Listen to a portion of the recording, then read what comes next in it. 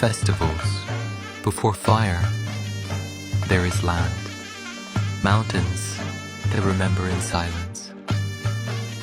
Water that never stops moving. And spring that always returns, like a promise. In old homes, life breathes slowly. Hands light fires, hands work, and time moves quietly forward. Here, culture is not performed, it is lived. With goats and sheep, with wool and fire, with patience and prayer. In the eyes of children, tomorrow pauses, they learn by watching. When night falls, we do not fear the dark. We light what was passed to us, not just fire, but legacy.